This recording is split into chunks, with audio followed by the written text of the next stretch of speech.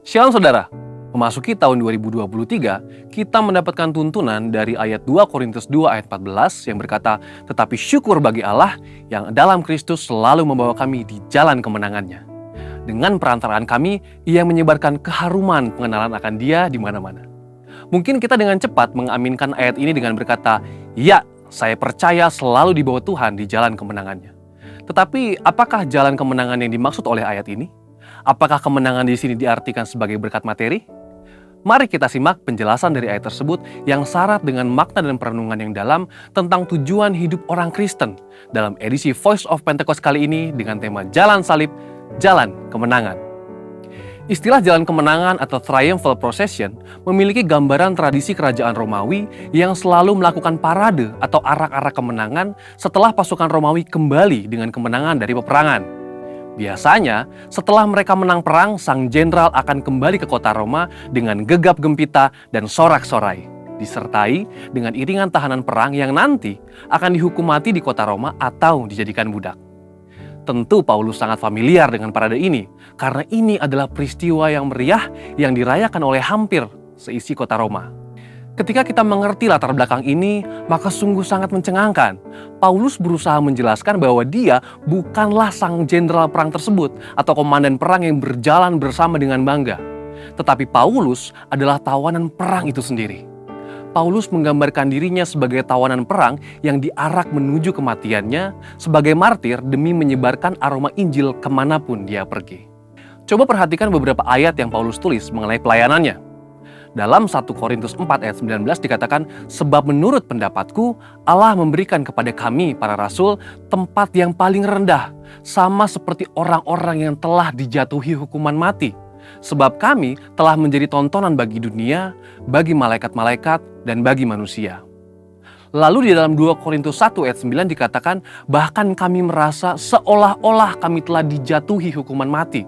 Tetapi hal itu terjadi supaya kami jangan menaruh kepercayaan pada diri kami sendiri, tetapi hanya kepada Allah yang membangkitkan orang-orang mati."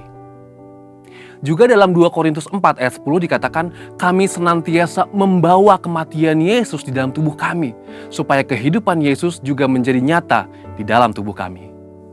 Bagaimana kita bisa memahami ayat-ayat yang keras seperti ini? Sesungguhnya, Paulus sedang mengajarkan bahwa jalan kemenangan di dalam kehidupan orang percaya adalah jalan salib. Orang-orang yang mengerti bahwa mengikuti Yesus itu ada harga yang harus dibayar. Dan Yesus sudah memberikan yang terbaik, yaitu nyawanya sendiri, sehingga sudah sepatutnya kita hidup bagi Kristus. Ayat ini mengajak kita untuk merenungkan dan menghidupi penderitaan Kristus ketika Dia memikul salib menggantikan kita. Memang kita tidak bisa menggantikan karya Kristus di kayu salib, tetapi kuasa salib dan pesan kematian Yesus harus selalu hadir dalam kehidupan dan pelayanan kita. Inilah yang Paulus maksudkan ketika dia berkata, "Dengan perantaraan kami, Ia menyebarkan keharuman pengenalan akan Dia di mana-mana."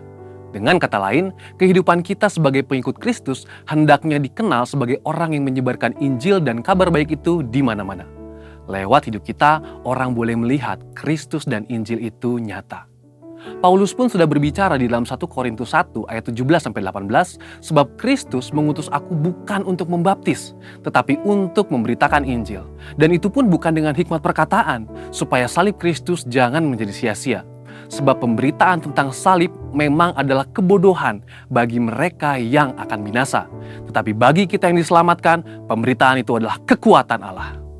Dari semua penjelasan ini, kita dapat mengambil kesimpulan bahwa kehidupan yang kita jalani sebagai pengikut Kristus, baik itu dalam keadaan suka maupun duka, baik itu dalam keadaan diberkati atau dalam pergumulan, semuanya dapat digunakan sebagai kesaksian bagaimana Kristus bekerja di dalam dan melalui kita. Melalui keadaan baik, sukacita dan berkat-berkat yang kita terima dari Tuhan, itu menjadi kesaksian bagaimana Tuhan mengasihi dan memberkati kita. Namun melalui jalan salib yang kita jalani, perjalanan itu menjadi kesaksian bagaimana Kristus setia menjaga, merawat, membela, dan memberi kekuatan serta kemenangan bagi kita. Kehidupan kita sebagai pengikut Kristus dalam menempuh jalan salib itu menjadi bukti akan penyertaan Kristus dan menjadi bukti bahwa mengikut Kristus adalah jalan kemenangan. Saudara, untuk penjelasan lebih lanjut dari tim teologi kami, silakan buka link yang ada di atas atau scan QR Code yang tersedia. Mari kita bangkit, jadilah pemenang.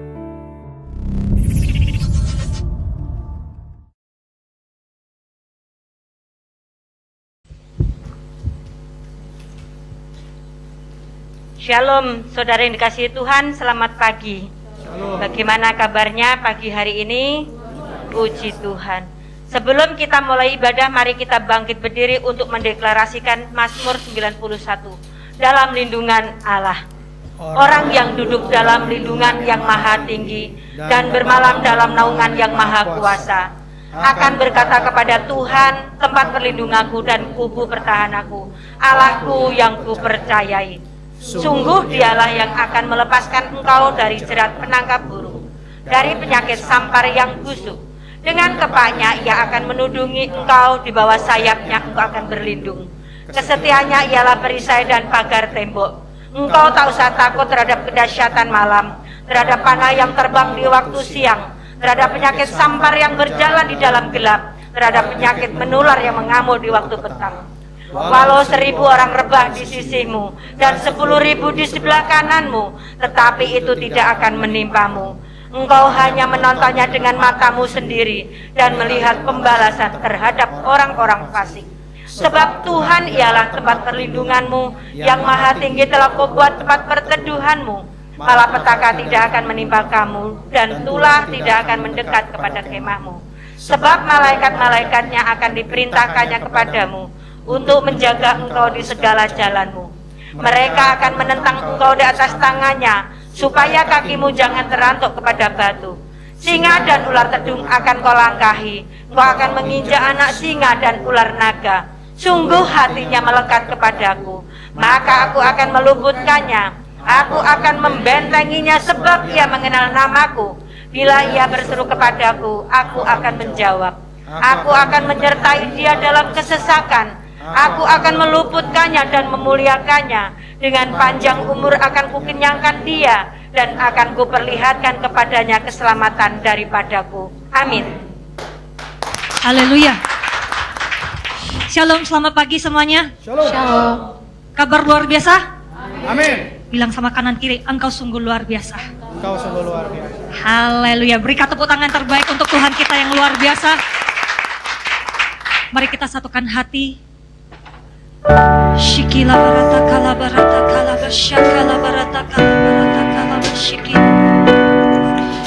Ura barata kala barata kala lala barata kala basyakala barata kala basyikila. Haleluya.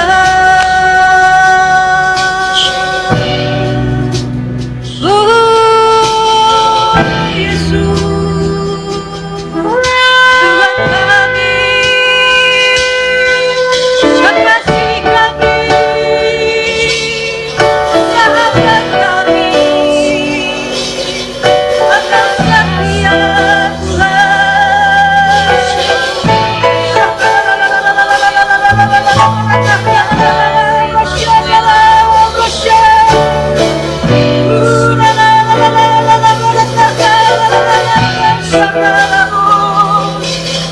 Terima kasih Bapa. Mari kita angkat ucapan syukur kita kepada Tuhan. Katakan terima kasih Yesus. Mari bersyukur Tuhan.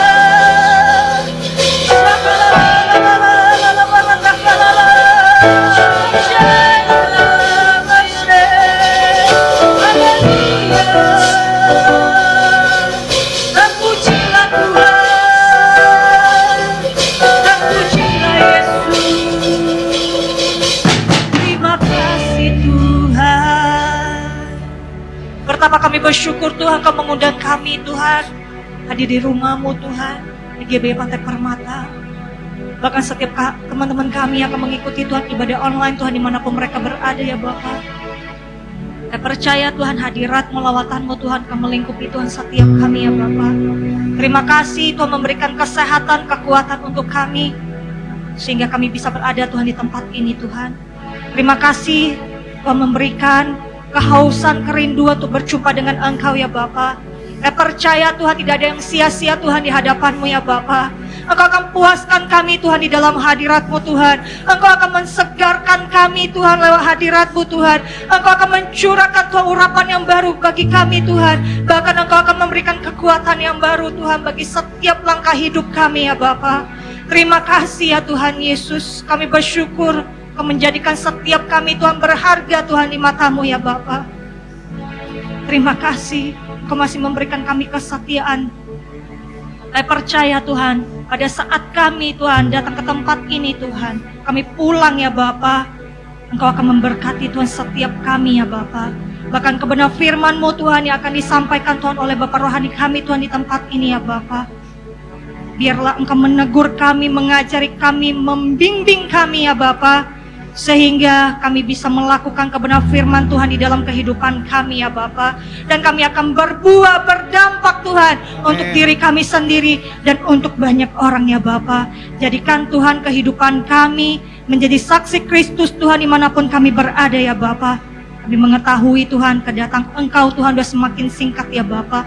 Biarlah semuanya ya Bapa bisa mengenal Engkau Raja di atas segala raja.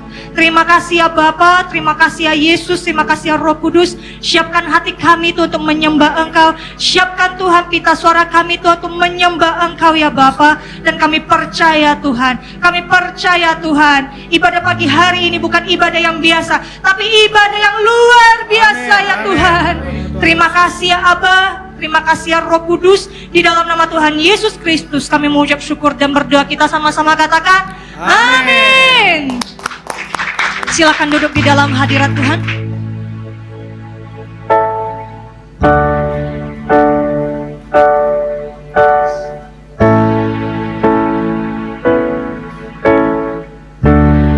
Engkaulah kekuatanku, Engkaulah kemuliaanku, Engkaulah segalanya.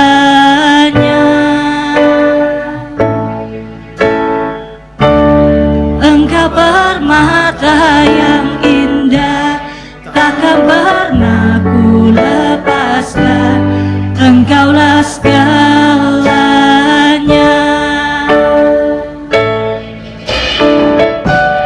Engkaulah kekuatan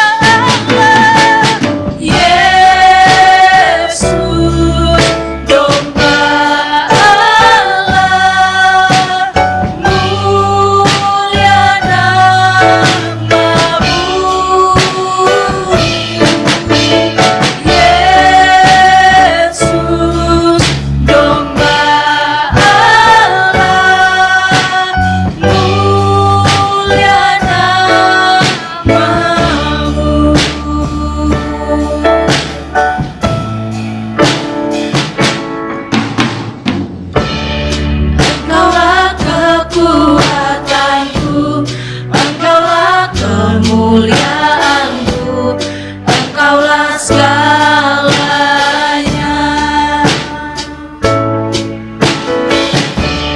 Engkau permata yang indah, takkan pernah ku lepaskan, Engkaulah segalanya.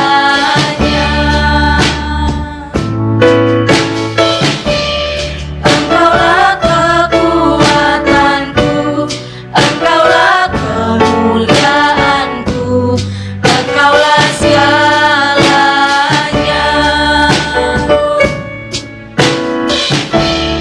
Engkau permata yang indah, takkan pernah ku lepaskan, Engkaulah segalanya.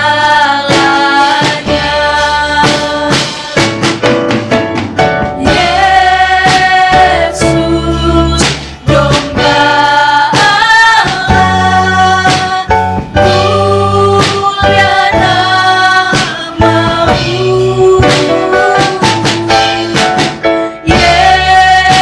Yesus, domba Allah, mulia namamu. Yesus, domba Allah, Yesus, domba Allah, mulia namamu.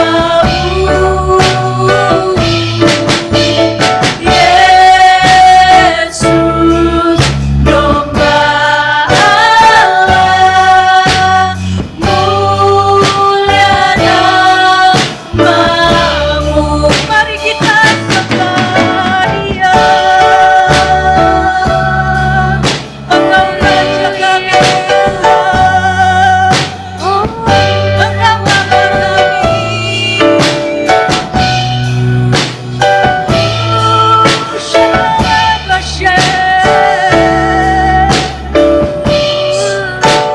Engkau tebus kami Tuhan, Kau selamatkan kami ya Tuhan.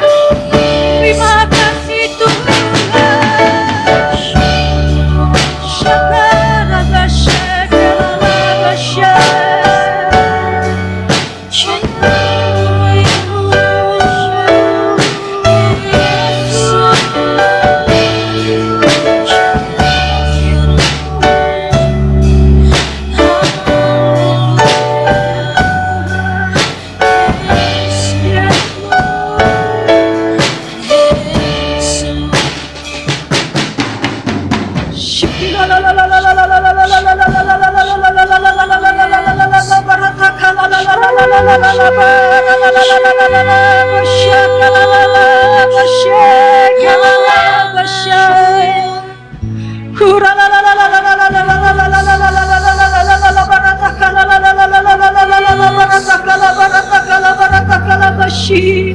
Lagi bisa berbahasa roh, bangkit bersama-sama untuk menyembah Tuhan. Shikila la la la la la la la la la barataka la barataka la la la la la la la la la la la la shaka la la bu. Shikila la la la la la la la la la la la la la bashaka la la la bashikila la bashaka la la la bu. Shaka la la la la la la la la la la la la la la la la barataka la bashikila la la la barataka la bashika.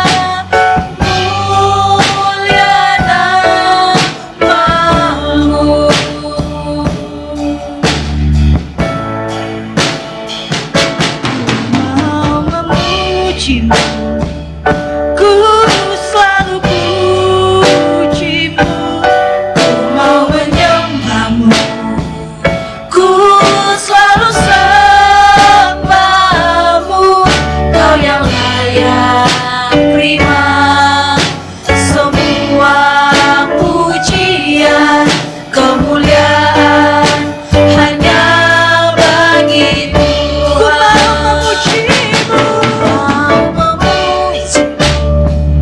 Ku selalu pujimu, ku mau menyembahmu, ku selalu sembahmu, kau yang layak terima semua pujian, kemuliaan hanya bagi Tuhan. Semua kemuliaan dan keagungan tertuju padamu, Tuhan dan Rajaku. Segenap jiwa dan nafasku menyembah Yesus yang hidup. Semua kemuliaan dan keagungan tertuju padamu, Tuhan dan Rajaku. Segenap jiwa dan nafasku menyembah Yesus yang hidup.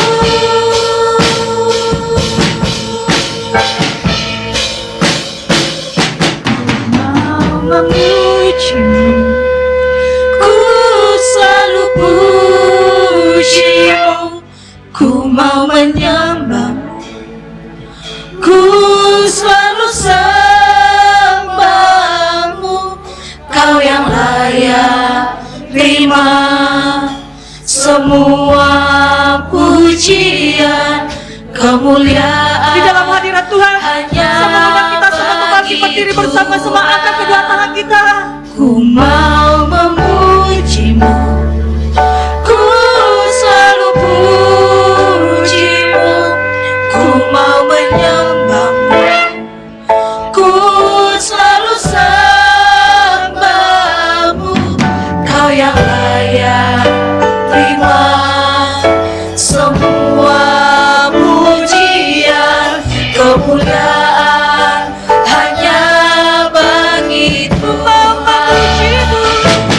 Mau memujimu, ku selalu pujimu, mau menyembahmu, ku selalu sembahmu, kau yang layak terima semua pujian, kemuliaan hanya bagi Tuhan.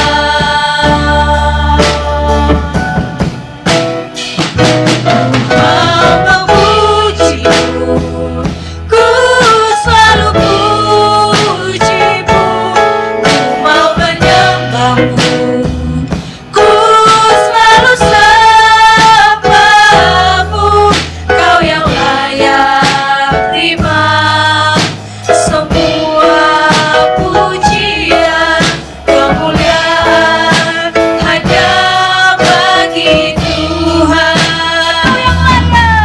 Kau yang layak terima semua pujian, kemuliaan hanya bagi Tuhan. Kau yang layak terima semua pujian, kemuliaan hanya bagi Tuhan.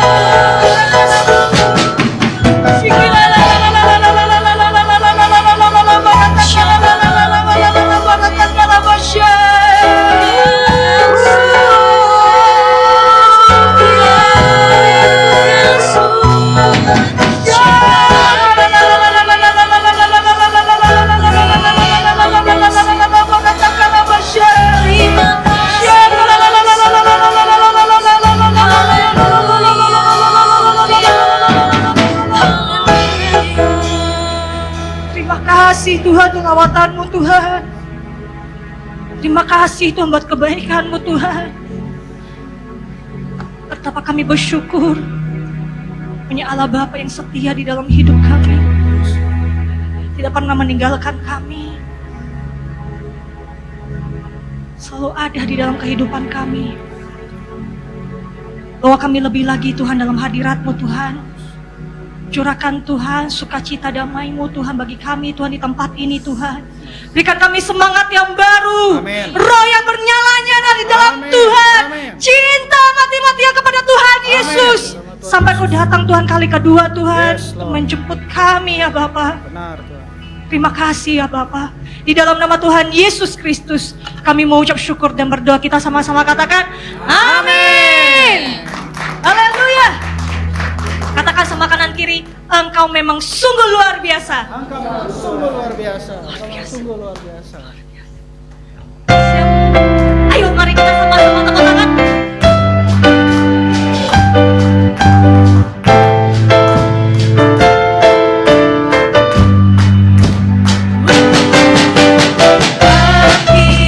Suka nama Yesus, Yesus, Yesus, maju nyatakan kuasanya. Kita buat iblis kota, kalahkan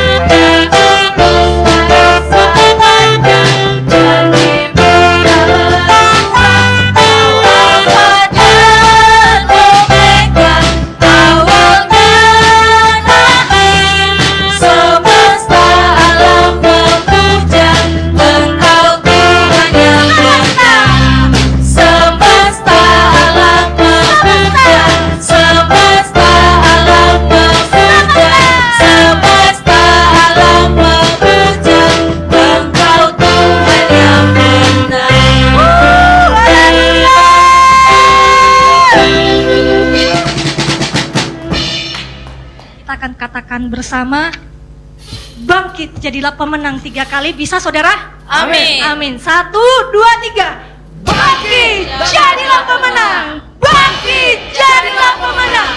Bangkit jadilah pemenang. Haleluya. Kita akan sama-sama mendeklarasikan apa yang dimaksud dengan Pentakosta ketiga. 1. Pentakosta ketiga adalah pencurahan Roh Kudus yang dahsyat di zaman now, melebihi yang terjadi di Azusa Street. 2. Pentakosta ketiga akan mengakibatkan punaian jiwa yang terbesar dan terakhir sebelum Tuhan Yesus datang kembali. 3. Pentakosta ketiga akan membangkitkan generasi Yeremia, yaitu anak-anak muda yang dipenuhi Roh Kudus, cinta mati-matian kepada Tuhan Yesus, tidak kompromi terhadap dosa, dan akan bergerak untuk memenangkan jiwa. 4. Pentakosta ketiga lahir di Indonesia dan bergerak ke bangsa-bangsa. Gerakan ini dari timur ke barat dan akan kembali ke Yerusalem. 5. Pentakosta ketiga akan memberikan kuasa untuk menyelesaikan amanat agung, dan setelah itu Tuhan Yesus datang kembali. Amin. Haleluya. Silakan duduk di dalam hadirat Tuhan. Ini waktunya kita akan memberi yang terbaik untuk pekerjaan Tuhan di tempat ini. Mari kita satukan hati di dalam doa. Terima kasih Tuhan, Kau berkati setiap anak-anak-Mu Tuhan. Ini waktunya kami akan memberi yang terbaik untuk pekerjaan Tuhan. Setiap anak-anak-Mu Tuhan yang akan kembalikan persepuluhan, persembahan khusus, persembahan ucapan syukur. Kau Allah Tuhan yang akan memberkati Tuhan setiap anak-anak-Mu ya Bapa. Dan Kau akan kembalikan 100 kali lipat ke lumbung setiap anak-anak-Mu. Terima kasih Tuhan buat kebaikan-Mu dan kemurahan-Mu. Dan kami mau memberi dengan sukacita berasal daripada Engkau. Di dalam nama Tuhan Yesus Kristus kami ucap syukur dan berdoa. Haleluya. Amin. Selamat memberi semuanya.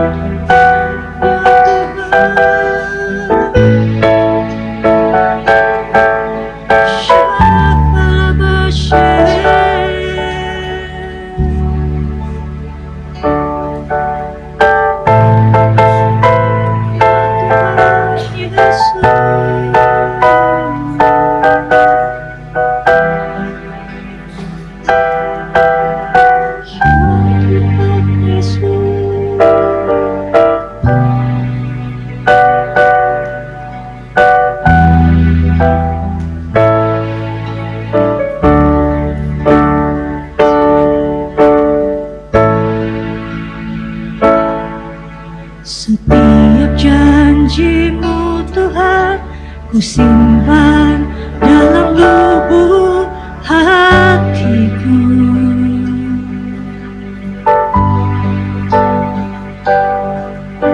Lewati setiap masalah, tiap tetes air mata dalam hidupku.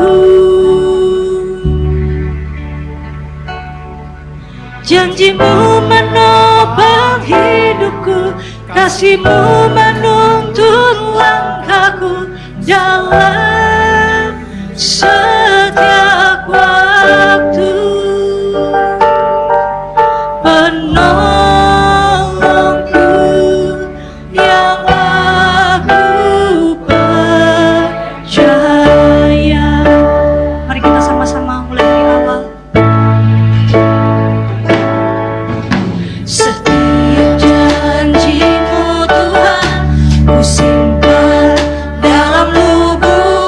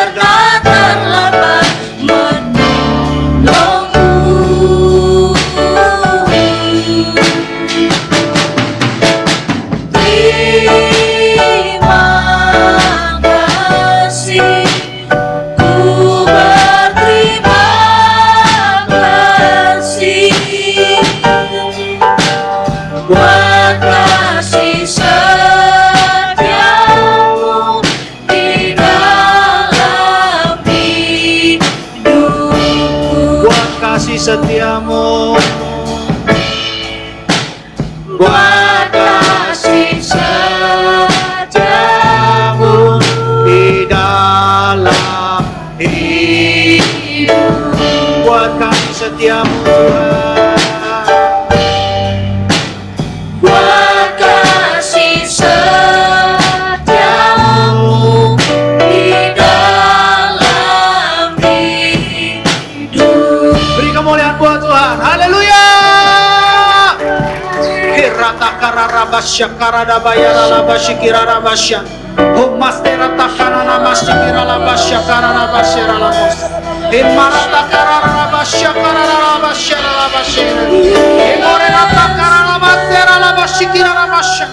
Syakinaku, syakinaku, syakinaku. Himarata kararabasya ralabasya kirarabasya. Jesus, Jesus, Jesus, Jesus. Terima kasih Bapa, Kau baik, Kau sangat baik, Kau sungguh baik.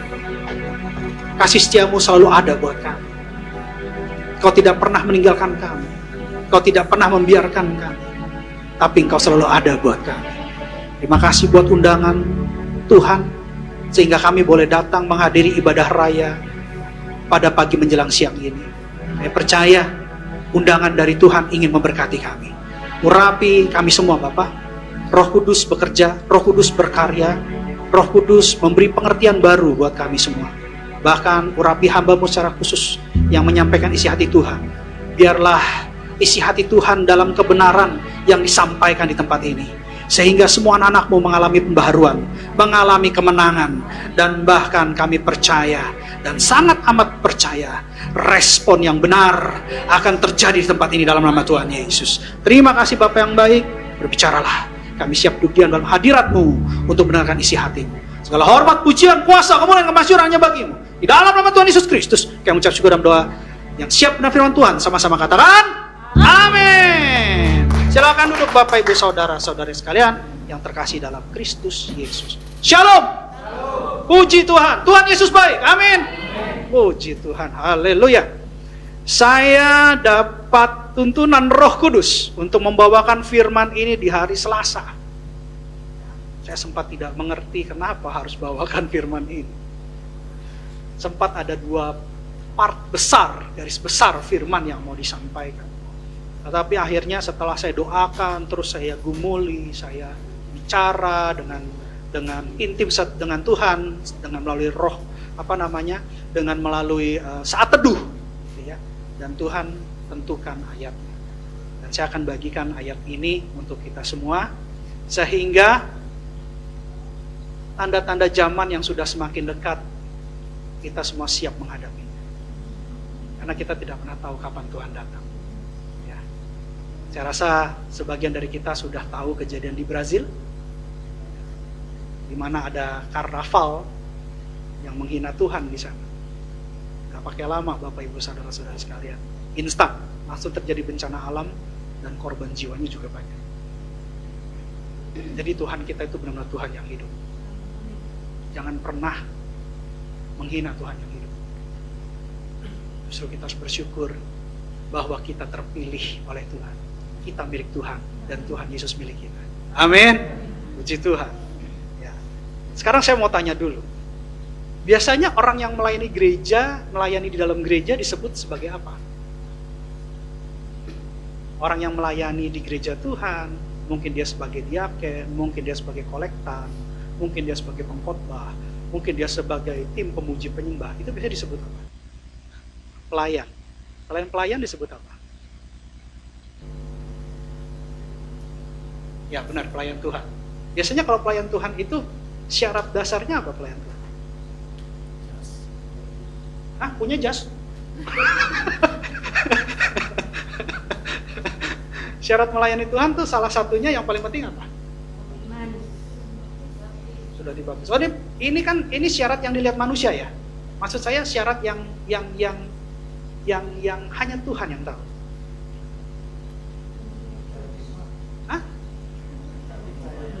Punya hati mau melayani. Oh, bagus juga. Terus? Komitmen. Terus?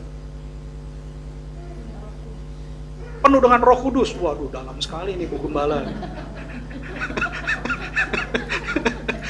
Ada lagi yang lain? Terpanggil, terpilih ya.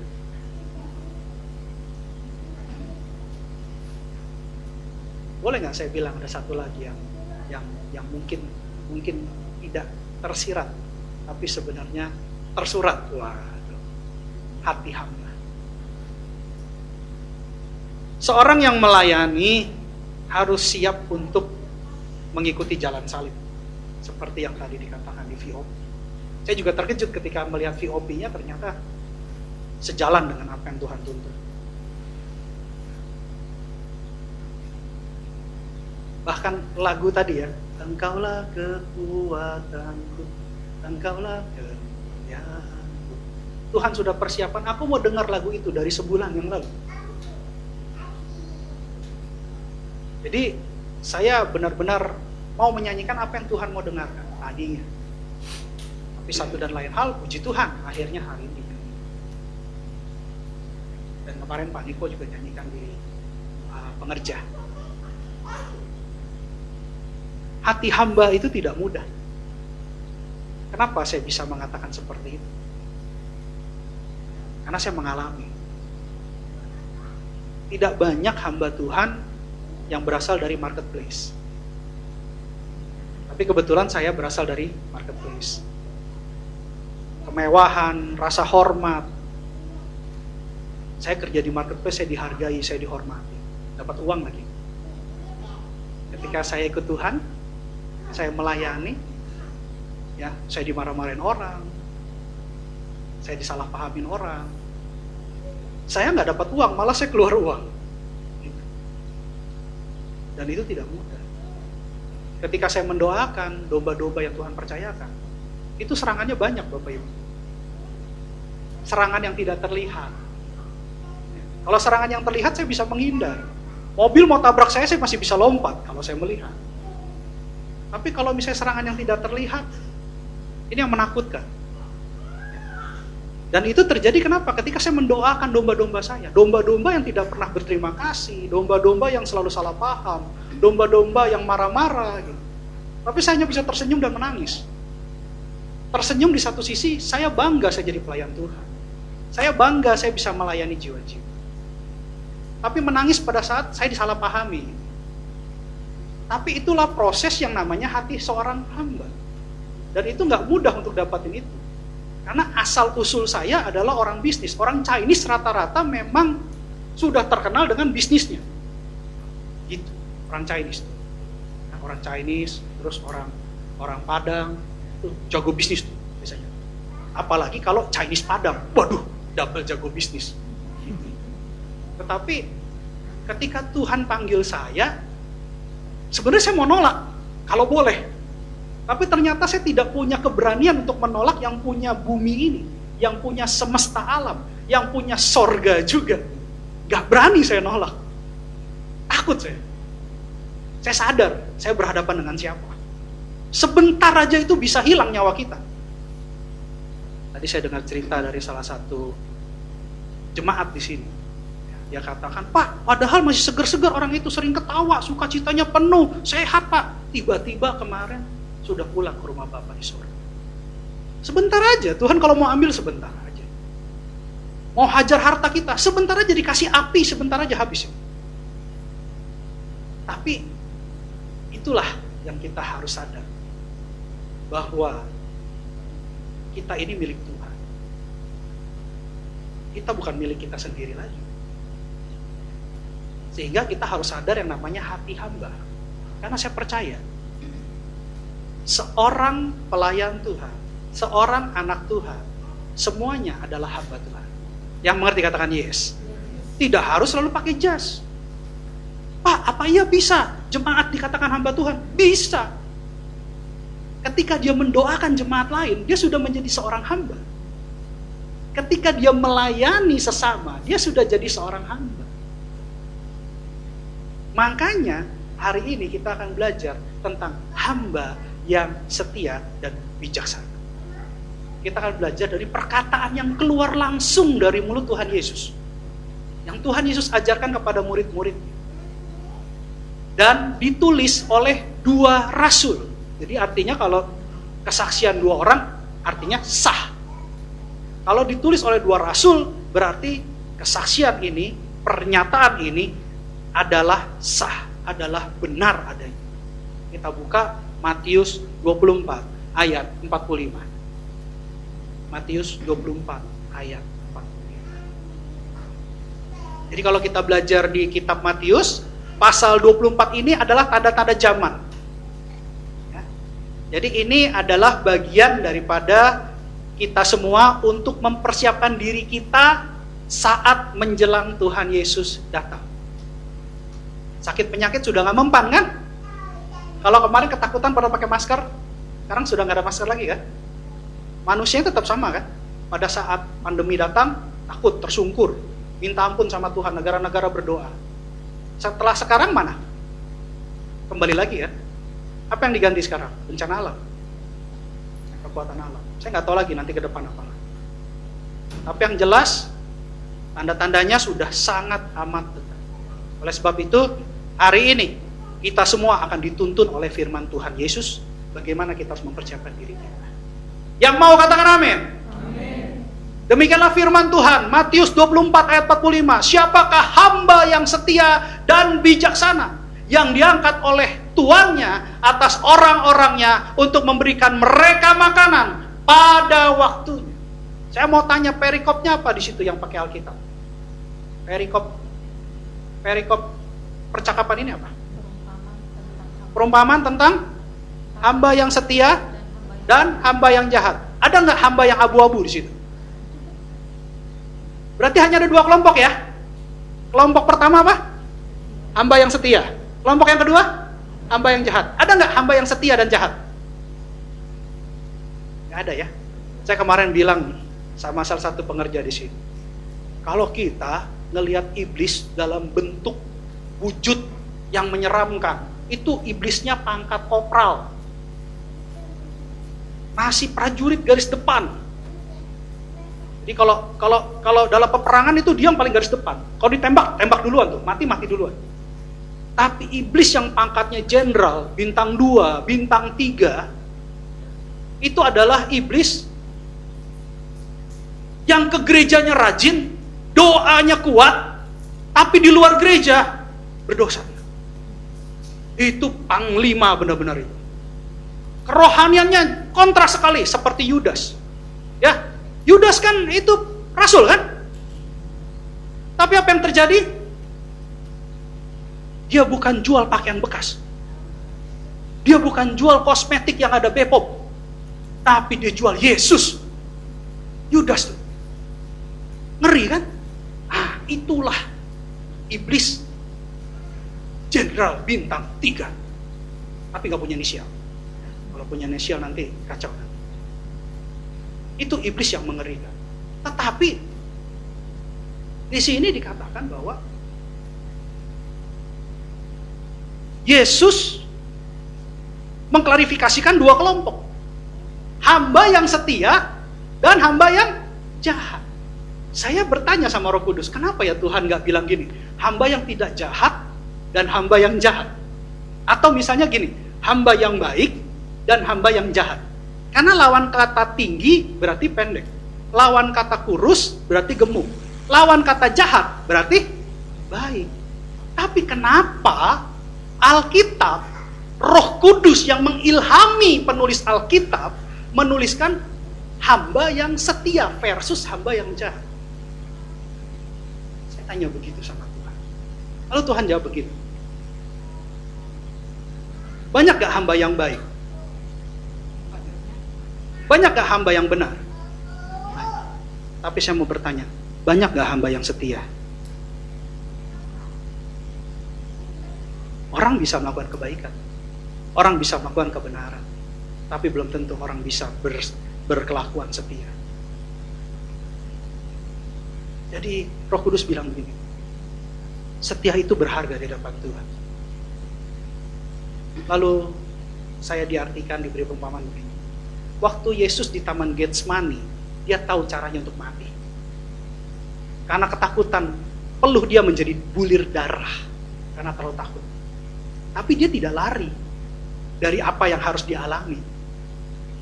Dia malah memberikan dirinya untuk dihina, memberikan dirinya untuk dipukuli, memberikan dirinya untuk diludahi, memberikan dirinya bahkan ditelanjangi, disalib, dan bahkan memberikan nyawanya untuk kita. Dia setia sampai mati. Hati hamba yang dimiliki oleh Yesus itu luar biasa. Jadi kesetiaan itu berharga di hadapan Tuhan. Yang mengerti katakan amin. Bilang kiri kanan, jangan pindah gereja. Sekali GBI tetap GBI, amin. Haleluya. Oke, firman Tuhan bilang begini, siapakah hamba yang setia dan bijaksana? Kenapa? Kesetiaan perlu kebijaksanaan. Orang gak akan bisa setia kalau dia gak bijaksana. Orang gak akan bisa setia kalau dia gak punya wisdom dari Tuhan, hikmat dari Tuhan, kebijaksanaan dari Tuhan. Karena kesetiaan itu berharga di mata Tuhan. Oleh sebab itu, Tuhan Yesus bilang gini, siapakah hamba yang setia dan bijaksana, yang diangkat oleh tuannya, oleh Yesus. Ya, tuannya di sini oleh Yesus. Untuk apa? Untuk menjadi pemimpin orang-orangnya, untuk memberikan mereka makanan pada waktunya. Kapan pada waktunya? Nanti kalau kita baca firman ini kita tahu waktunya, yaitu pada saat tuannya datang. Kalau kita ikutin aja nanti. Jadi setelah waktunya datang, waktunya tiba, Tuhan Yesus datang, maka orang-orangnya, yaitu kita, yang mau katakan amin, kita akan diangkat menjadi orang-orang kudus yang memimpin bersama-sama Yesus di kerajaan milenial 1000 tahun. Ya, kita semua akan menjadi pemimpin, tapi pemimpin yang berhati hamba. Karena dikatakan, siapakah hamba? Itu luar biasa.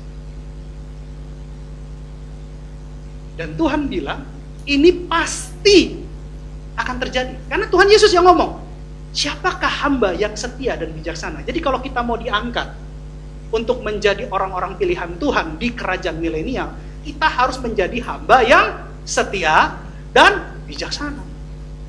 Itu jelas. Karena Yesus adalah satu-satunya, katakan satu-satunya, jalan dan kebenaran dan hidup. Tidak ada kebenaran lain selain di dalam Yesus. Jadi mulutnya tidak ada dusta. Sekalipun dia berdusta, tapi dia tidak pernah berdusta. Itu Yesus. Kalau dia katakan tuannya akan mengangkat orang-orangnya, maka itu akan terjadi. Ya dan amin. Tapi pada waktunya, yaitu setelah Tuhan Yesus datang. Apa kategori hamba di sini? Kenapa dikatakan hamba, bukan pelayan? Padahal tadi banyak yang mengatakan pelayan. Banyak yang dikatakan dipilih, diangkat, punya hati melayani. Tapi nggak ada yang mengatakan punya hati yang memperhambakan diri. Kenapa perkataan Alkitab menjadi servant, menjadi hamba, menjadi doulos? bukan pelayan. Sorry, bukan servant, slave. Sorry. Kalau bahasa Inggris budak itu slave, servant itu pelayan. Tapi dalam bahasa aslinya memang slave, bukan servant. Bukan pelayan. Siapakah pelayan yang setia? Bukan. Siapakah hamba? Budak, slave. Jadi kalau bahasanya lebih saya bikin kontras antara putih dan hitam, bukan abu-abu, antara budak dengan pelayan. Tapi budak di sini bukan berarti budak seperti bayangan kita di dunia, diperbudak gitu ya, terus dirantai, dipasung, diseret, bukan begitu. Tapi diperbudak di sini artinya bahwa dia adalah hamba gitu ya, budak, hamba, tapi merdeka. Keren. Budak kok bisa merdeka? Keren.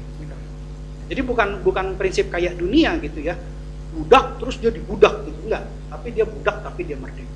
Nanti saya jelaskan. Ada sebenarnya satu sesi khotbah lagi untuk membahas tulisan Paulus, karena tulisan Paulus ini agak complicated, agak kompleks. Kalau dipotong ayatnya itu bisa jadi penyesatan. Banyak orang memotong kasih. Mereka lupa bahwa ada kasih Tuhan, juga ada murka Tuhan. Akhirnya dipotong, orang lihatnya kasih semua. Semua itu tentang kasih. Mereka nggak lihat bahwa Tuhan maha adil.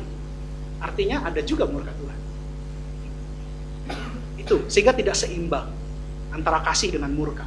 Sehingga kita akhirnya apa? Menggampangi kasih Tuhan.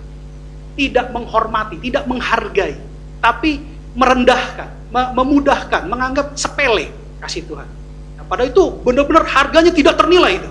Darah itu dibayar darah yang kudus loh. Luar biasa. Itu. Ya. Jadi nanti kita akan belajar sedikit tentang hamba dalam arti Alkitab. Coba buka 1 Korintus 7 ayat 22. Saya akan jelaskan dulu. 1 Korintus 7 itu. Hamba, definisi hamba itu apa dulu? Jangan kita bicara tentang yang lain-lain dulu, hamba dulu. Biar jelas, pulang dari sini kita tahu kita semua adalah hamba dan kita punya hati hamba. Amin. 1 Korintus 7 ayat 22. Sebab seorang hamba yang dipanggil oleh Tuhan dalam pelayanannya adalah orang bebas milik Tuhan. Demikian pula orang bebas yang dipanggil Kristus adalah hamba. Lanjut, 23. Kamu telah dibeli dan harganya telah lunas dibayar. Karena itu, janganlah kamu menjadi hamba manusia. Luar biasa. Makanya saya, sekalipun saya kelihatannya mungkin terhina atau bagaimana, itu sebenarnya untuk Tuhan, bukan untuk manusia. Saya tidak pernah di sini saya ajarkan untuk meminta-minta. Saya sudah bilang, DNA gereja ini tidak diajarkan untuk menjadi pengemis. Kenapa? Karena kita semua anak raja. Sekali lagi saya katakan, kita semua anak raja, katakan amin. Ya, kita punya predikat warga kerajaan sorga, bukan mental pengemis. Tidak ada mental pengemis di gereja ini. Karena itu jangan jadi hamba manusia. Tapi kalau butuh sesuatu, perlu sesuatu, doa sama Tuhan. Sorga terbuka 7 kali 24 jam. Itu sumber segala sumber. Doa. Nanti Tuhan dengan caranya dia akan kirimkan penolong. Kita nggak tahu caranya gimana. Tapi saya percaya Tuhan kita hidup. Amin. Jadi kita ini bukan milik kita sendiri. Kita ini milik Tuhan. Kita ini sudah dibeli dan dibayar lunas. Oleh apa? Darahnya. Itu adalah hamba. Jadi seorang hamba sadar bahwa dirinya bukan milik dia lagi, tapi milik Tuhan. Kenapa dikatakan bebas di sini? Bebas karena dia tidak lagi diperhamba oleh iblis. Dia tidak lagi diperbudak oleh dosa. Dia sudah dibebaskan, dibeli, dan lunas. Dia tidak lagi dirantai oleh kukuk perhambaan daripada roh-roh jahat. Apalagi yang namanya dosa favorit. Saya pernah khotbahkan di sini. Dosa favorit. Oh ya, dosa favorit ya? Orang yang pelit gitu ya, lagi muji nyembah Tuhan, wah dalam deep worship masih tiba-tiba kancing sebelahnya jatuh, klinting.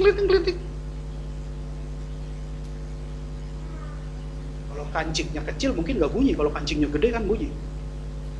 Langsung dia lihat, waduh Tuhan, kancing sebelah besar banget, saya pengen juga punya kancing besar-besar. Rasa dengki. Orang bilang rumput tetangga lebih hijau. Padahal sebenarnya rumput kita lebih hijau. Kenapa kita lihat rumput tetangga lebih hijau? Karena kita kurang bersyukur. Kalau kita bersyukur, orang mau naik Mercedes-Benz, kita naik motor bebek tahun 70, wah tetap nyanyi, haleluya, pek. Kaulah yang besar, pek. Kan bebek. Tetap bersyukur. Sedangkan yang Mercedes, udah stres dia. Aduh, besok kredit ini belum bayar. Kan kita tahunya dia naik Mercedes. Tapi kita nggak tahu keuangannya. Emang uang bersuara? Uang nggak bersuara. Orang yang pakai celana pendek, naik sepeda, mungkin di dalamnya kantong, di depannya ada kantong plastik hitam, isinya uang semua. Tapi orang yang pakai dasi, naik mobil, ada kantong juga di sebelah bangkunya, isinya nota semua. Beda. Ya. Jadi bagusnya kita selalu bersyukur. Karena kita milik Tuhan. Lalu dikatakan sama Paulus di Roma 14 ayat 6. Ini Paulus bilang gini. Ini Paulus nih pengusaha ya. Jadi kalau kalian mau tahu salah satu rasul yang pengusaha itu Paulus.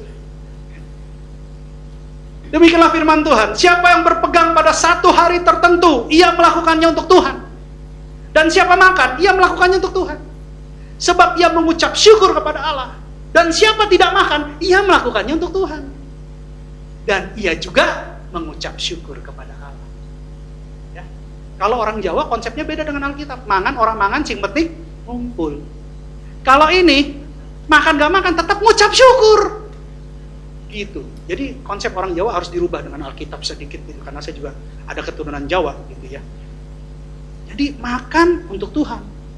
Tidak makan untuk Tuhan. Kenapa? Karena kita mengucap syukur. Selalu mengucap syukur. Mulut kita melimpah dengan ucapan syukur. Karena kita milik Tuhan, kita bukan milik kita lain. Lanjut ayat berikutnya. Dikatakan di ayat 7, Roma 14 ayat 7, dikatakan begini. Diteruskan begini. Sebab tidak ada seorang pun di antara kita yang hidup untuk dirinya sendiri. Dan tidak ada seorang pun yang mati untuk dirinya sendiri. Maksudnya begini sekarang saya mau tanya.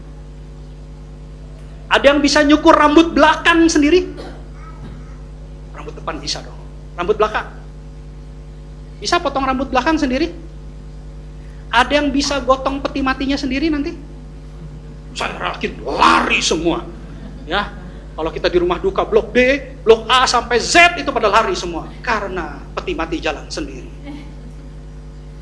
Jadi artinya kita nggak bisa hidup untuk diri kita sendiri. Kita hidup untuk orang lain, kita makhluk sosial dan kita memang butuh teman. Jangan sampai ada masalah sendirian, makanya kita butuh komunitas. Komunitas di dalam Tuhan karena kita milik Tuhan. Lanjut di ayat 8 dikatakan begini juga, gitu ya, di ayat 8. Sebab jika kita hidup untuk Tuhan. Jika kita mati untuk Tuhan. Jadi baik hidup atau mati kita adalah milik Tuhan. Itu definisi hamba. Ya. Hidup milik Tuhan, mati milik Tuhan di sorga loh. Ya dong, milik Tuhan bukan milik iblis kan? Dikatakan milik Tuhan, siapa yang mau milik iblis? Gak ada yang mau kan? Milik Tuhan. Artinya hidup dan mati kita adalah milik Tuhan. Itu definisi hamba. Jadi kita semua di sini termasuk saya hamba Tuhan.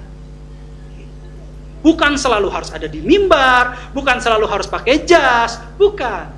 Tapi hati hamba untuk memuliakan Tuhan karena kita adalah milik Tuhan. Yang mengerti katakan yes. Amin. Kita lanjutkan. Ya. Jadi seorang hamba Tuhan mau punya kriteria setia dan bijaksana. Pertama kita sudah tahu definisi hamba, sekarang kita belajar apa yang dimaksud dengan setia dan bijaksana. Kita masuk lagi ke tadi, balik lagi ke tempat yang tadi, yaitu Matius 24, sekarang naik satu level, ayat 46. Matius 24 ayat 46. Kita tadi sudah mengerti definisi hamba. Sekarang kita lanjut, hamba yang setia itu apa? Hamba yang bijak itu apa? Matius 24 ayat 46. Berbahagialah hamba yang didapati tuannya melakukan tugasnya itu ketika tuannya itu datang. Ada yang tahu kapan Tuhan Yesus datang? Oh, saya tahu Pak, Jumat Kliwon. Ya kan? Sabtu Legi. Wah, orang Jawa tuh penuh tuh dengan weton-wetonnya. Nggak ada yang tahu Tuhan Yesus kapan datang. Tetapi tanda-tandanya kita tahu. Dari mana Pak? Dari Alkitab. Kita tidak tahu waktu persisnya, tapi tanda-tandanya kita tahu. Oleh sebab itu, kita harus berjaga-jaga. Seorang hamba itu harus setia melakukan tugasnya. Seorang hamba itu tidak ada yang namanya pengangguran. Coba baca di sini. Yang didapati tuannya melakukan, berarti hamba ini pengangguran atau ada tugas? Ada tugas. Seorang hamba, dia bisa bertugas di mana saja. Ketika dia seorang chef, dia bisa memberikan masakan yang sehat untuk jadi saluran berkat Tuhan kepada sesama. Ketika dia di marketplace sebagai tukang bangunan, dia bisa memberikan pondasi yang terbaik untuk sesama. Ketika dia seorang IT, dia bisa memberikan servis pelayanan yang terbaik sehingga mesinnya bisa dipakai jadi berkat buat banyak orang. Ketika dia ada di gereja, dia bisa melayani jemaat Tuhan.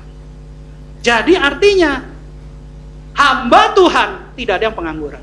Hamba Tuhan pasti punya tugas. Hamba Tuhan yang setia pasti melakukan tugasnya tanpa mengurangi porsinya, tanpa beralih ke yang lain, tanpa ada alasan lain-lain, karena dia akan didapati setia melakukan tugasnya pada saat tuannya datang.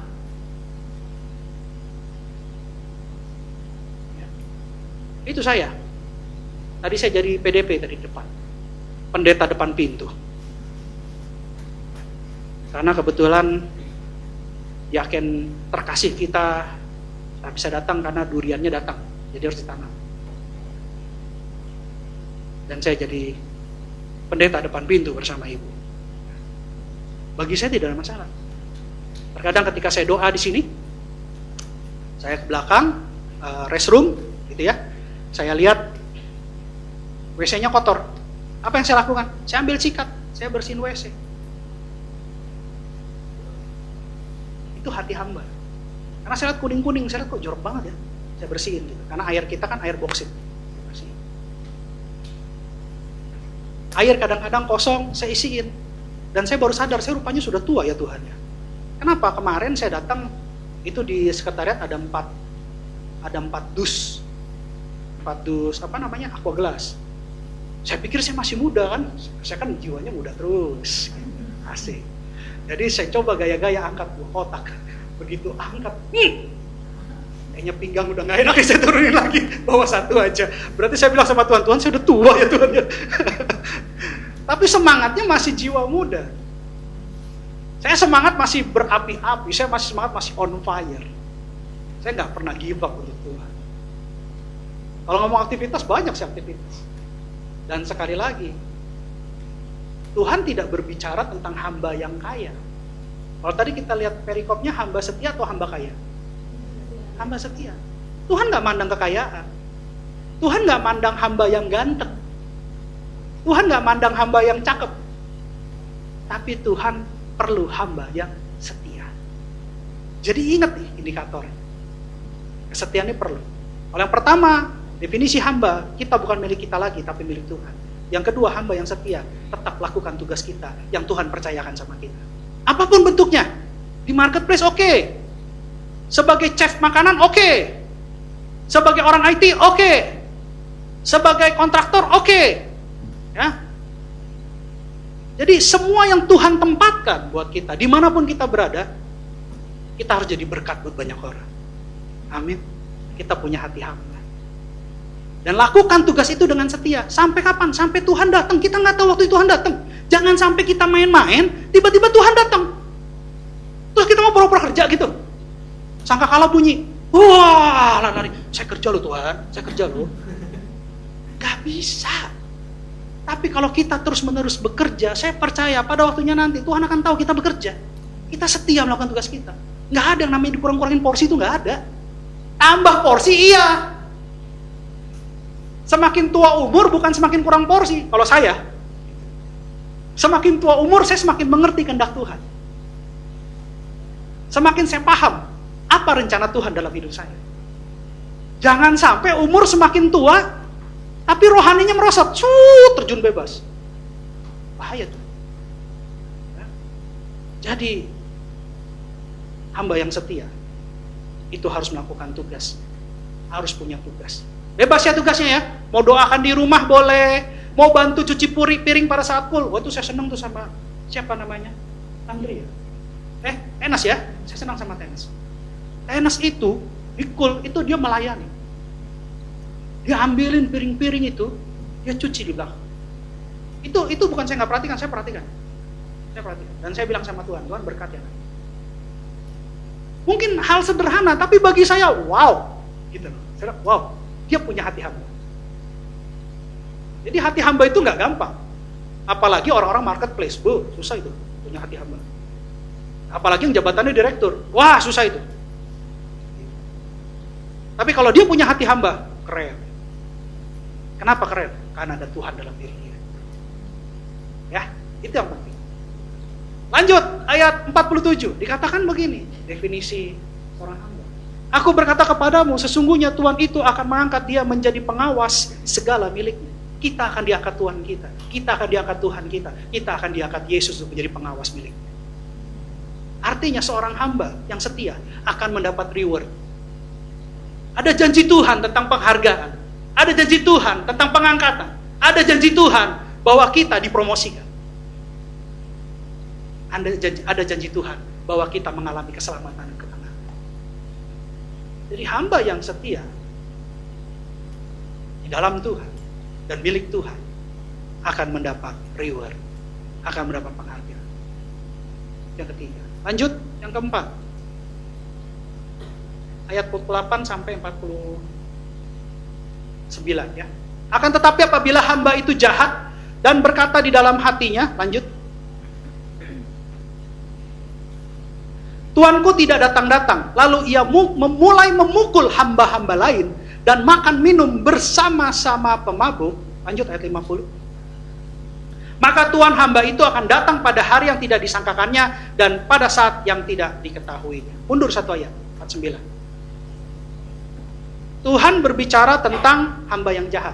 Tapi kita balik sekarang versinya, karena kita hamba yang setia, bukan hamba yang jahat. Nggak ada kan yang mau di sini kelompok hamba jahat? Karena di sini nggak ada.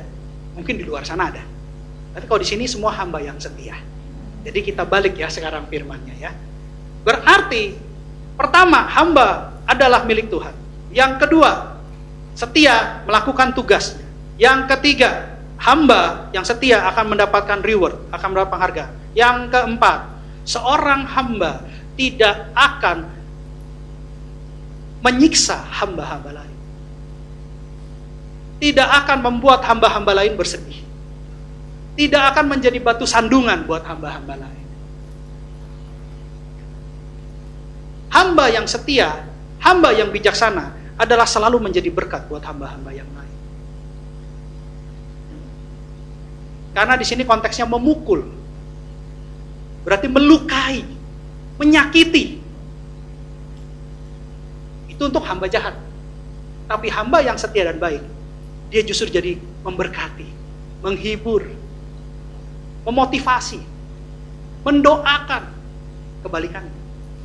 Itu hamba yang setia dan bijaksana. Dan yang kelima, hamba yang setia dan bijaksana tidak egosentris, tidak fokus pada kedagingan. Makan, minum, ini satu nafsu kedagingan. Ya.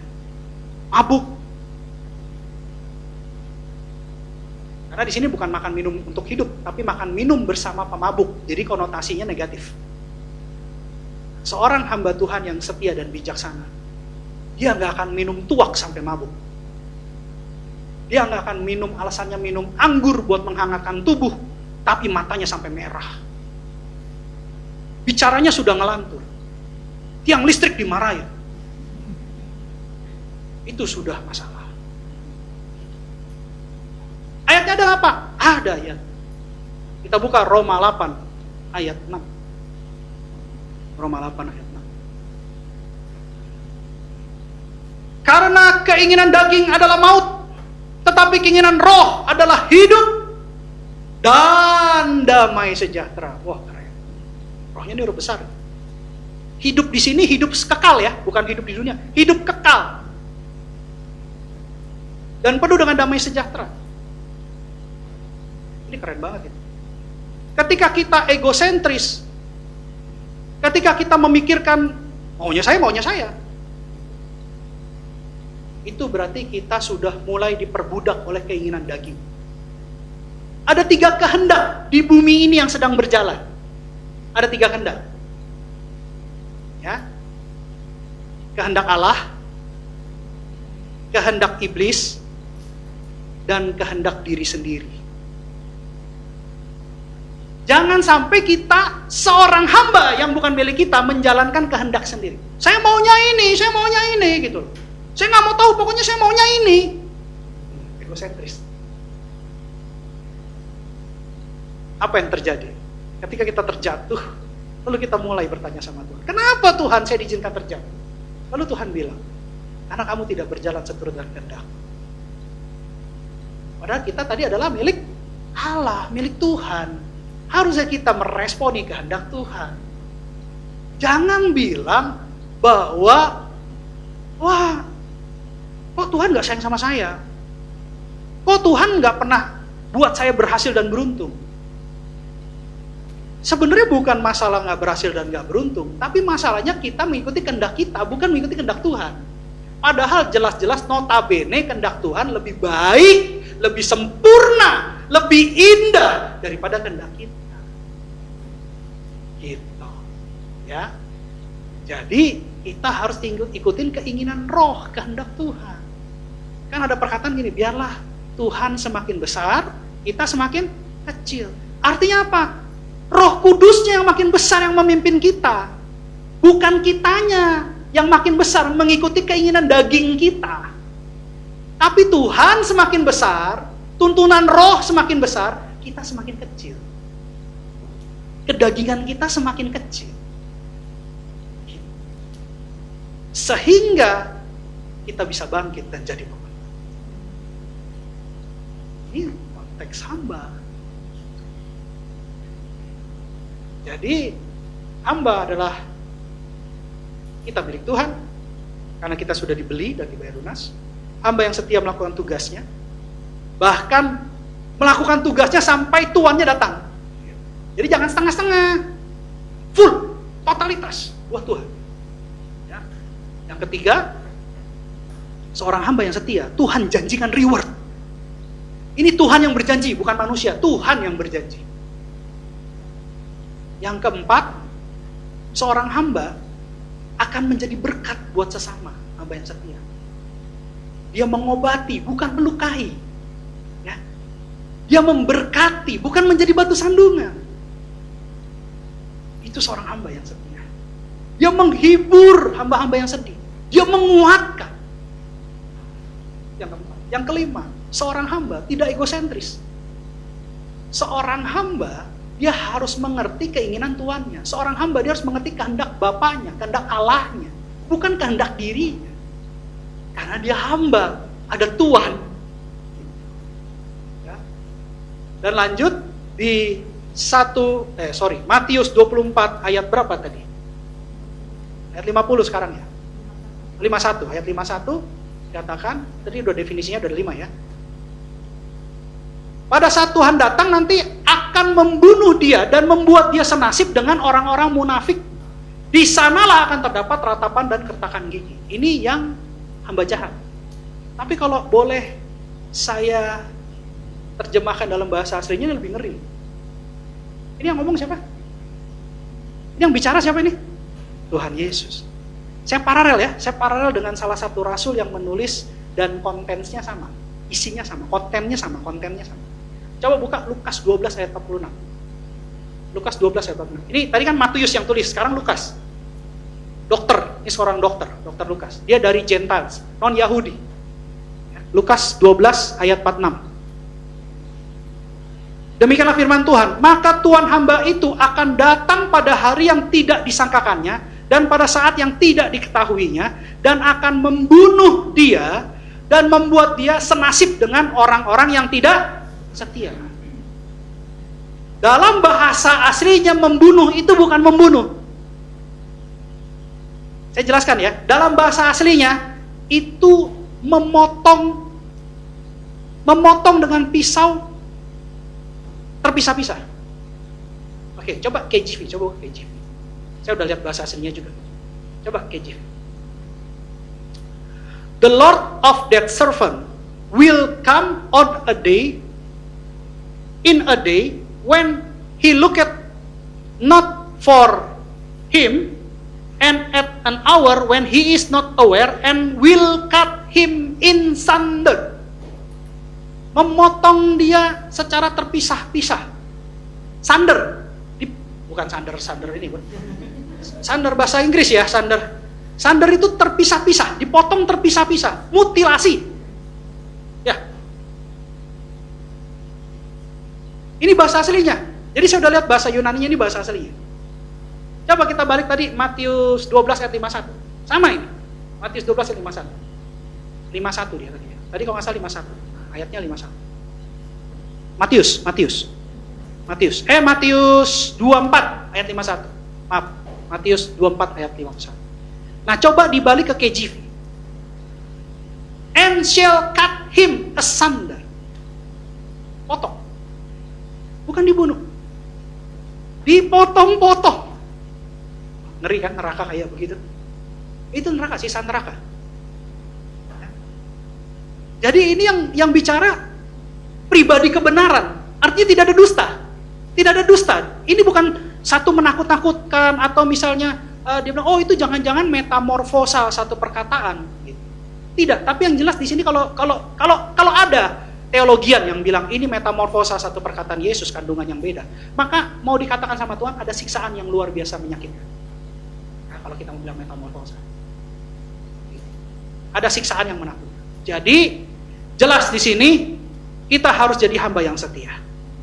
Tuhan mau bicara sama kita tentang hamba yang setia pada hari ini.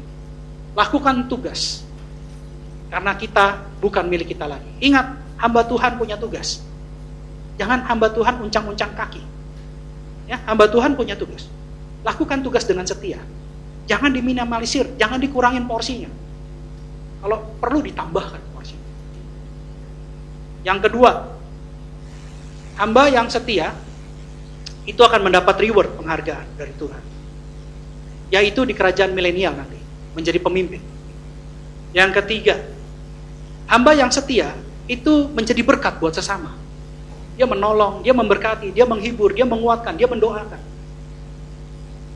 Yang keempat, hamba yang setia.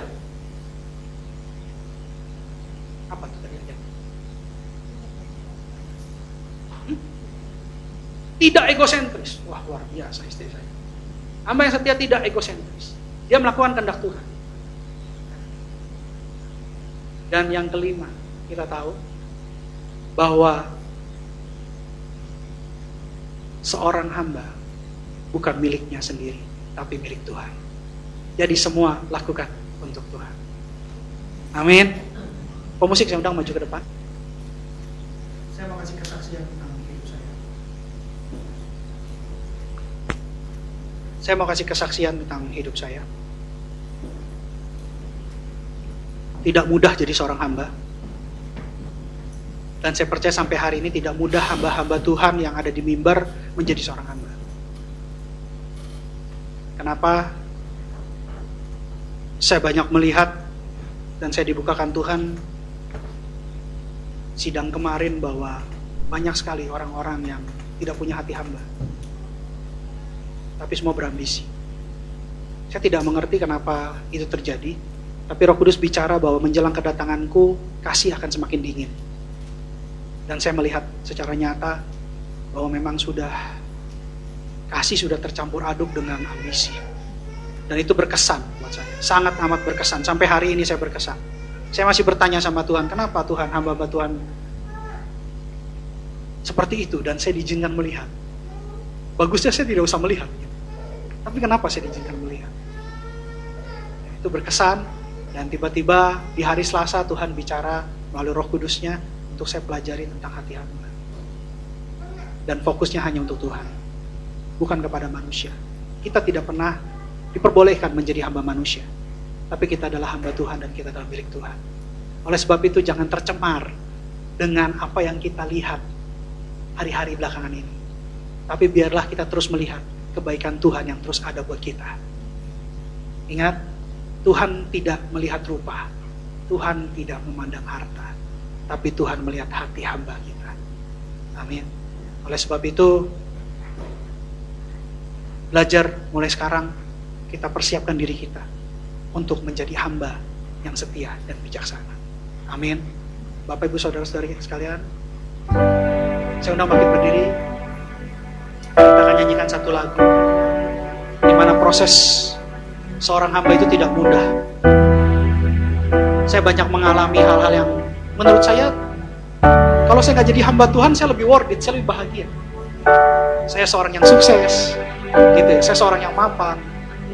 Tapi Tuhan izinkan saya jadi seorang hamba yang disalahpahami orang, yang dimarahi orang, gitu.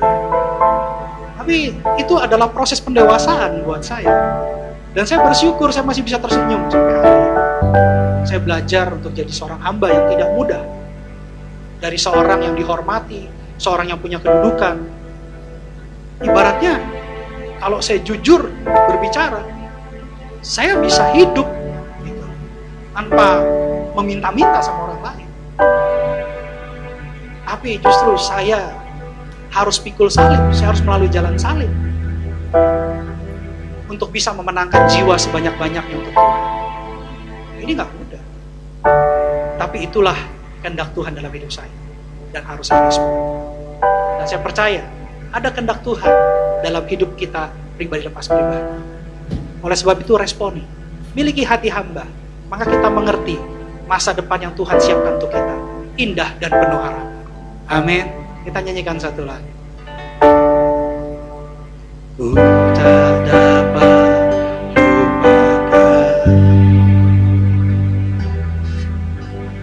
kebaikan yang ku terima,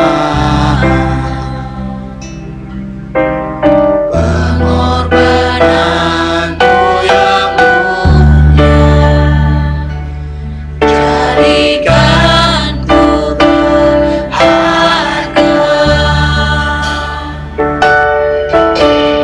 Kau tulus menerima aku apa adanya, kekuatan kasih-Mu nyata memulihkan hidupku. Dan Tuhan yang melihatku pelan, Kau bukan Tuhan yang memandang harta. Hati hamba yang selalu Kau cari,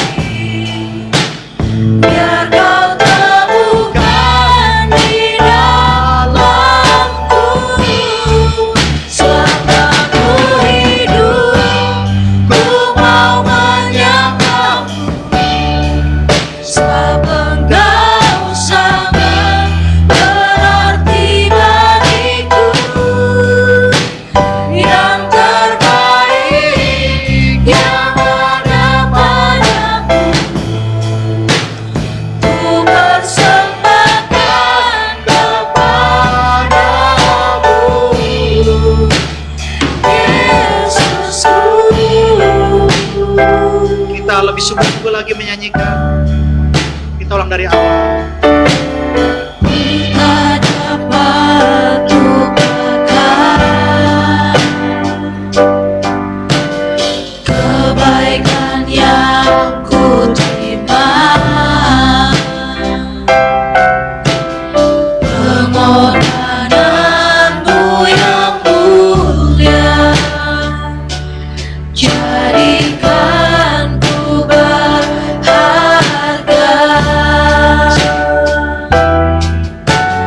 Kau tulus menerima Benar Tuhan. aku apa adanya. Kekuatan kasih-Mu nyata memulihkan hidupku. Kau bukan Tuhan yang melihat luka, Kau bukan Tuhan yang memandang harta. Hati hamba yang selalu Kau cari, biar Kau temukan di dalamku. Selama ku hidup, ku mau menyapa. Sebab Engkau sangat berarti bagiku. Yang terbaik yang ada padaku, ku persembahkan kepadamu, Yesusku. Katakan Kau bukan Tuhan. Kau bukan Tuhan yang melihat rupa, Kau bukan Tuhan yang memandang harta. Hati hamba yang selalu Kau cari, biar Kau temukan di dalamku. Selama ku hidup, ku mau menyembah-Mu. Sebab Engkau sangat berarti bagiku. Yang terbaik yang ada padaku, ku persembahkan kepadamu, Yesusku. Tuhan menerima kita apa adanya. Tuhan tidak menerima kita karena ada apanya. Siapapun kita, apapun kondisi kita, mungkin dalam keterpurukan, mungkin dalam kehancuran, mungkin dalam keputusasaan, mungkin dalam keterbuangan, mungkin dalam persimpangan, mungkin dalam ketidakmampuan, tapi Tuhan tetap menerima kita. Tuhan tidak pernah meninggalkan kita. Tuhan tidak pernah membiarkan kita. Dia tidak mencari hamba yang kaya. Dia tidak mencari hamba yang punya rupa, tapi Dia mencari hamba yang setia dan bijaksana. Tuhan melihat hati. Tuhan tidak melihat dengan mata. Daud kecil diurapi menjadi raja. Yusuf yang terbuang terpilih menjadi orang nomor 2 setelah Firaun. Bahkan Petrus yang menyangkal Yesus 3 kali, dia dipilih menjadi dasar gereja.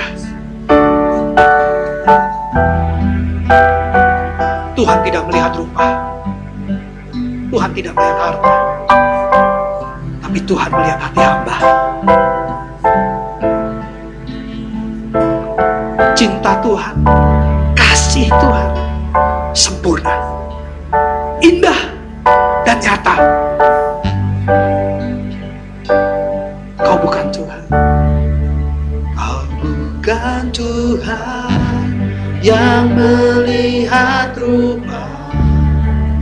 Kau bukan Tuhan yang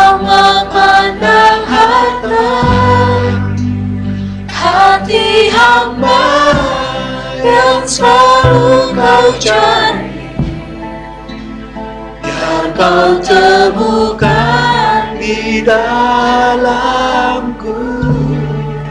Selama ku hidup, ku mau menyembahmu, sebab Engkau sangat berarti bagiku. Yang terbaik yang ada padaku, ku persembahkan kepadamu, Yesus. Sekali lagi nyanyikan lebih sungguh-sungguh sebagai deklarasi iman. Yesus hadir di tengah-tengah kita. Kau bukan Tuhan yang melihat rupa, Kau bukan Tuhan yang memandang harta. Hati hamba yang selalu kau cari, biar kau temukan di dalamku. Selama ku hidup, ku mau menyembahmu, sebab Engkau sangat berarti bagiku. Yang terbaik yang ada padaku, ku persembahkan kepadamu, Yesusku. Katakan Yesusku. Yesusku. Katakan Yesus. Yesusku. Beri kemuliaan buat Tuhan. Terima kasih buat pesan-Mu yang hidup. Kami tahu kami semua adalah hamba-hamba-Mu Tuhan. Kami adalah milik-Mu dan Yesus adalah milik kami. Hidup kami, tubuh kami bukan milik kami lagi, tapi milik Tuhan. Berkati kami semua Tuhan, agar kami tetap berdapatan setia pada saat Tuhan datang. Saya percaya janji Tuhan ya dan amin, yang akan mengangkat kami semua menjadi pemimpin di kerajaan 1000 tahun. Roh Kudus ajarkan kami, Roh Kudus perbaharui kami, sehingga kami menjadi hamba-hamba yang memberkati sesama, menjadi hamba-hamba yang tidak egosentris, tapi meresponi kehendak Tuhan. Bahkan saya percaya Tuhan, bahwa kami semua adalah hamba-hamba yang terpilih di hadapan Tuhan. Berkati firman yang sudah disampaikan menjadi benih yang hidup di dalam kehidupan setiap anak-anak-Mu, sehingga kehidupan mereka tidak sama lagi, tapi kehidupan mereka menjadi hamba yang setia dan bijaksana di hadapan Tuhan. Dalam nama Tuhan Yesus. Terima kasih Bapak yang baik. Terima kasih buat firman-Mu. Segala hormat, pujian, kuasa, kemuliaan, kemasyuran bagi-Mu.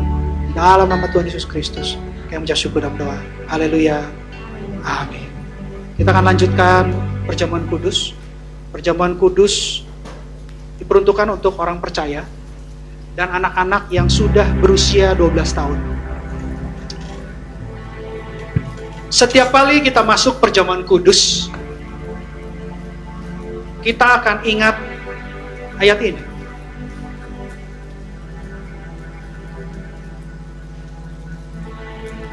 Sebab setiap kali kamu makan roti ini dan minum cawan ini, kamu memberitakan kematian Tuhan sampai Dia datang.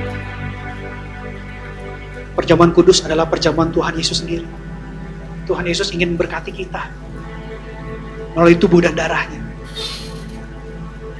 sehingga kita semua diberkati. Melalui perjamuan kudus kita ingat akan kebaikan Dia, pengorbanan Dia, kasih Dia yang begitu luar biasa buat kita. Semuanya adalah untuk menyelamatkan kita. Saudara-saudara yang terkasih, kita akan masuk dalam perjamuan kudus. Tapi sebelum kita masuk, kita harus koreksi diri. Kita harus lihat keadaan diri kita masing-masing. Kalau ada di hati kita, mungkin ada kekecewaan, ada kesedihan, ada kemarahan, ada dendam, ada kebencian. Bereskan di hadapan Tuhan. Bereskan di hadapan Tuhan. Jangan sampai kita masuk ke perjamuan dengan dosa. Nah, biarlah kita bereskan di hadapan Tuhan, minta ampun sama Tuhan. Karena ada tertulis, jadi barang siapa dengan cara yang tidak layak makan roti atau minum cawan Tuhan, ia berdosa terhadap tubuh dan darah Tuhan. Karena itu hendaklah tiap-tiap orang menguji dirinya sendiri, dan baru sudah itu ia makan roti dan minum dari cawan itu. Kalau ada yang Tuhan ingatkan bahwa ada kekotoran hati kita, ada kemarahan, ada satu hal yang belum beres di hadapan Tuhan, kita minta ampun sama Tuhan. Kita bereskan di hadapan Tuhan. Masing-masing berdoa, lepaskan pengampunan, minta ampun. Ampuni kami Tuhan, ampuni kami semua Tuhan, ampuni hamba-Mu Yesus, ampuni dosa dan pelanggaran kami. Ya ralabasy kirarabasy karana marata kararabasy. Haleluya. Oh haleluya. Haleluya. Haleluya.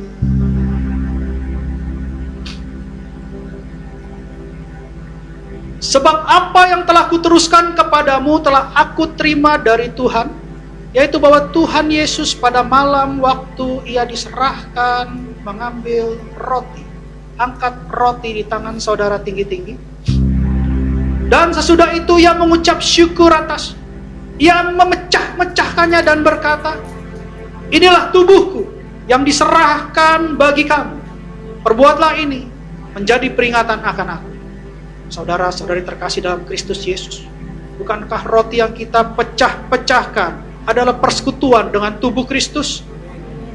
Makanlah dalam nama Tuhan Yesus.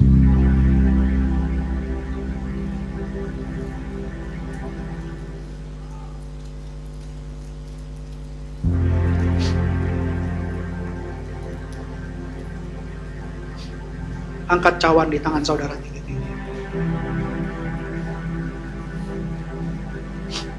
Demikian juga yang mengambil cawan sesudah makan lalu berkata, cawan ini adalah perjanjian baru yang dimateraikan oleh darah. Perbuatlah ini setiap kali kamu minumnya menjadi peringatan akan aku. Saudara-saudari terkasih dalam Kristus Yesus, bukankah cawan yang kita minum dengan ucapan syukur adalah persekutuan dengan darah Yesus? Marilah kita minum dalam nama Tuhan Yesus.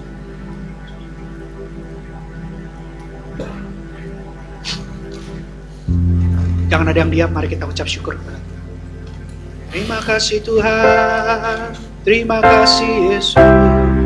Kami bersyukur buat kebaikan, kami bersyukur buat karya keselamatan. Terima kasih, terima kasih, terima kasih, terima kasih, terima kasih, terima kasih Yesus. Ya ralabasya kararaba ya ralabasya kirarabasya ika kararabasya kirarabasya kararabasya kirarabasya. Haleluya, haleluya, haleluya. Terima kasih, terima kasih, terima kasih, terima kasih, terima kasih Yesusku, terima kasih Yesusku.